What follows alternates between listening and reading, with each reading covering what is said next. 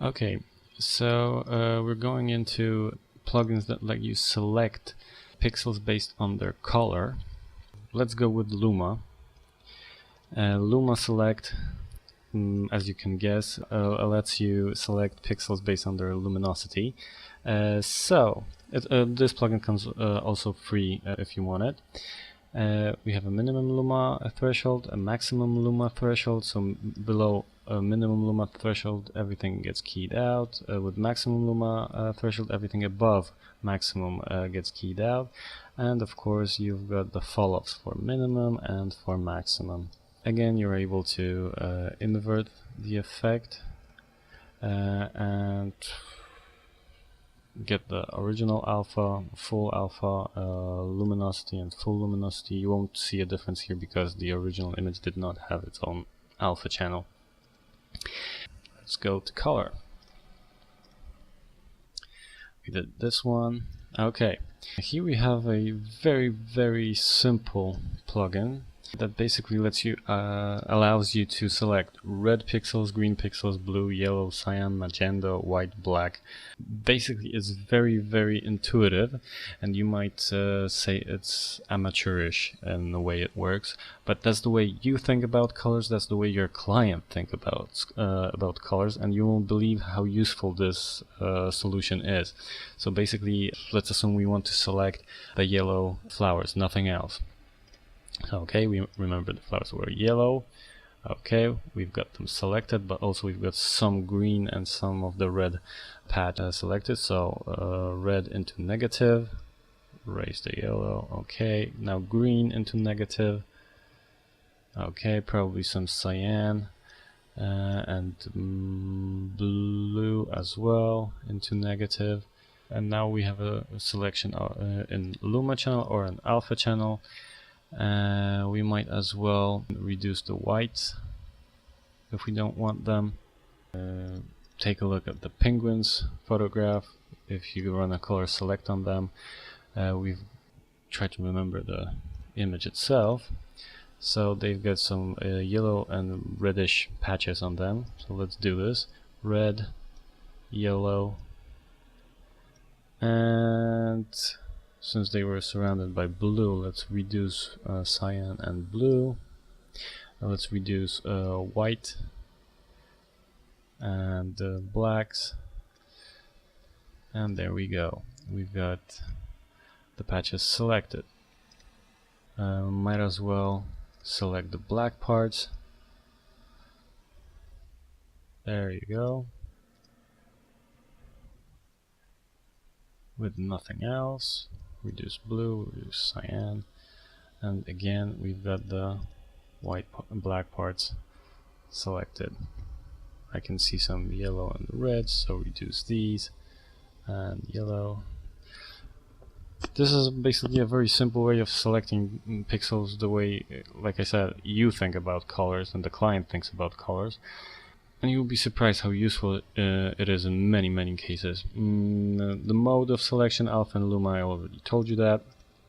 And this one's only a way of dealing with the alpha channel that already was present in the image. So an example,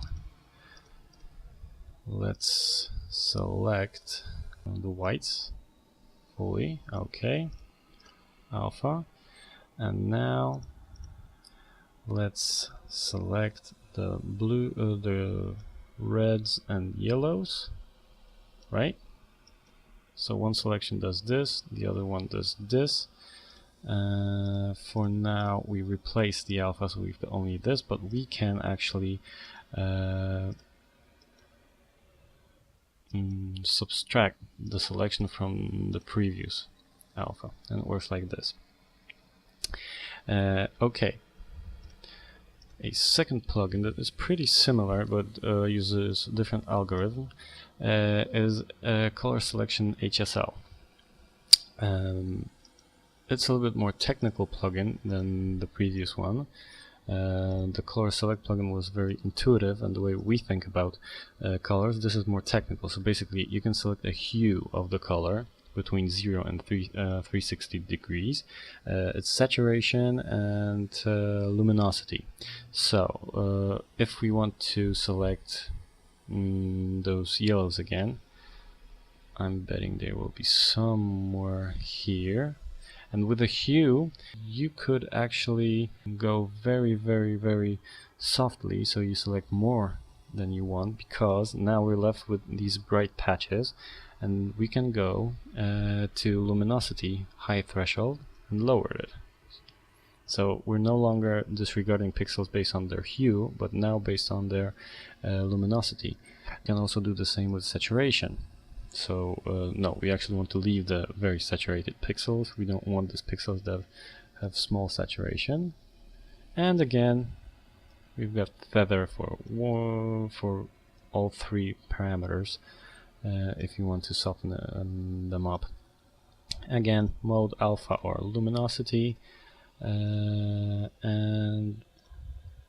a way of dealing with the original alpha of the image. We might actually try it on this one. Let's say we want to select everything that's blue. So blue will be somewhere here. Okay, here. Let's soften it up. Now we don't want these brighter patches, so let's go to luminosity and reduce the luminosity value. Oh, there we go. Let's feather it out. These brighter patches also have a lower saturation, so let's increase the lower saturation threshold. Oh, there we go. Everything's clean, everything's nice. And now we can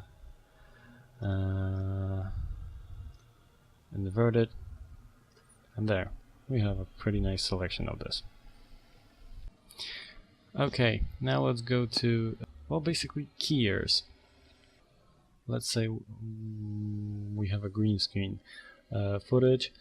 We have two keyers. Actually, with the first key, we can try the jellyfish, which should work fine. Keyer, select the keying color, and again, full key threshold, and the 0 key threshold softens it up, as you can see. So let's go all the way with the full key threshold, then cut it in with a soft key, and boom, we actually have it. Simple as that. Again, a way of dealing with the original alpha and the setting that actually most keyers lack. What if you want to select the color? Boom, you can select it instead of keying it out, right? Keyer number 2, based on HSL, a color model. Select the color, key it out strongly,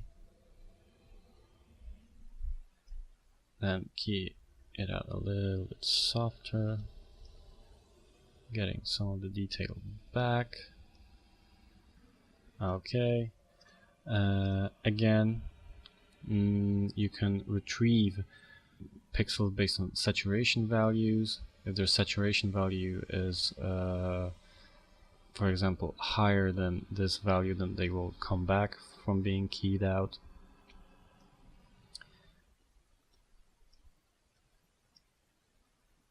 And for example, let's just